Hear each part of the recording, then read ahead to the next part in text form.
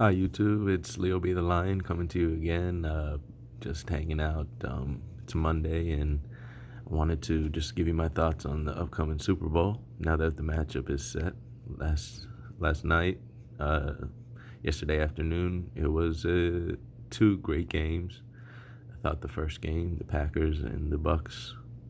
What frustrated me the most is I kind of agreed with Matt LaFleur to go for the field goal because say you don't get the ball, say you're down by 8 and you go for it on 4th and 8, and you say to yourself, all right, so 4th and 8, if we get this, then we can possibly still score a touchdown. There wasn't a guarantee that on 4th and 8 you were going to score a touchdown. Yeah, you were going to keep the drive going, but also 4th and 8 is a decent amount of yards. So say if you don't get it, the momentum would totally shift to the Tampa Bay Bucks at that point. If you kick the field goal, the way to kick the field goal, it would help because then kicking the field goal allows you to only be down by 5. So, and you can put your hope into the defense. And you still had plenty of time. There was still about 3 minutes left, I think. And the Packers had all 3 timeouts. Or there was a time before the 2-minute warning, and the Packers had all 3 timeouts. So there was time to stop them and let Aaron Rodgers have, a minute 30 or what have you, a minute 45, and be able to go down the field and win the game via a touchdown. So what I'm saying is it would be whack because I try to always go for the points. Yeah, your defense wasn't playing great, but at the same time, you can't just say to yourself, okay, I'm going to put it all on Aaron Rodgers, because wouldn't it suck if you go for it on 4th and 8, you don't get it, and then you get the ball back, and you still have to go for the 2-point conversion. It's only one shot, and that's what I'm trying to think. I think Matt LaFleur said, I want 2 shots to score 8 or more instead of 1 shot to score 8 or more, because if you don't get it on the 4th and 8, and then you stop them 3 downs, they have to punt, and you stop the Bucks 3 downs, they have to punt, and then you end up getting the ball back with little time. So you score with 14 seconds remaining, and you have to go for a 2-point to tie the game. I'd rather it have the opportunity to only be down by 5, then you score with 14 seconds remaining, and then no matter what, you win the game. So I think that was the good point I think that was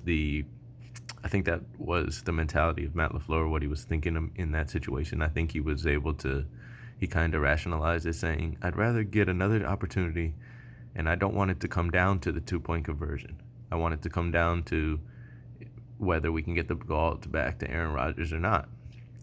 And I don't think he was thinking about, Aaron Rodgers 37, or Aaron Rodgers this age, it might be his last opportunity. No, he was just coaching the game. He was just trying to make it a regular game. That being said, I also think that Aaron Rodgers didn't do enough. And also, the defense did let him down at the end of the first half, scoring that touchdown. That was a huge touchdown with little time left. They were only going to be down by 4. Instead, they were down by 11. And so they ended up losing by 8. Losing by 5. So you add an extra 7 points, that changes the game.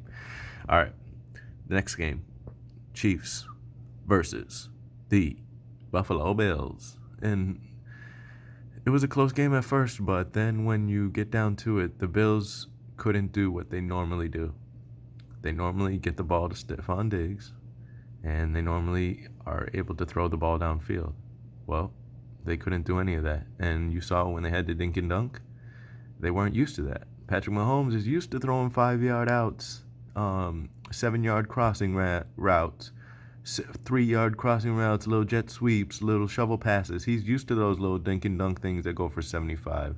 The Bills, on the other hand, have to throw for the 50 yards in the air and get a catch, or throw for 30 yards, or let's just be real, throw for 15 yards, a 15-yard post route.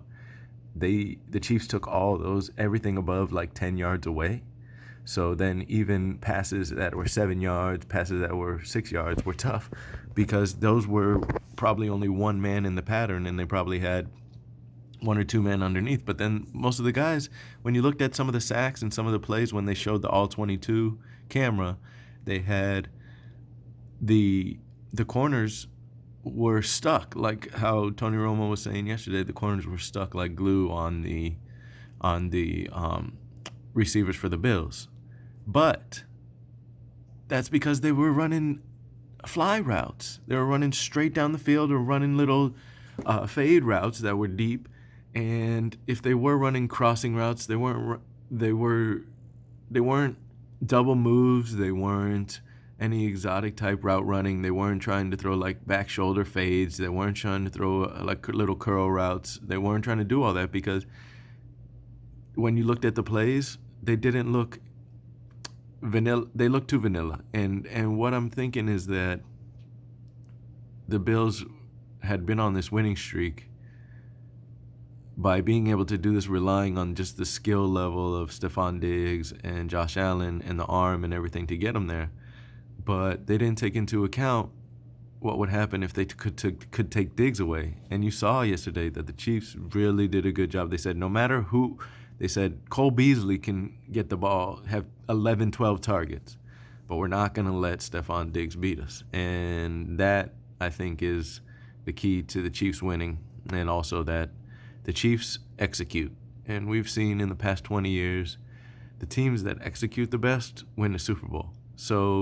And make the best decisions. So that's why I think that, Patrick Mahomes versus Tom Brady, you have two quarterbacks that we've seen historically with Tom Brady.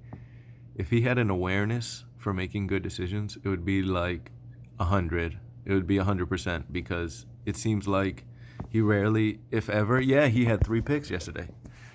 But it seems like rarely, if ever, does Tom Brady make a bad decision. That's what separates him from the best quarterbacks, and him being the best quarterback. And from the greatest, group of quarterbacks, he is the greatest quarterback because he's able to not make a bad play.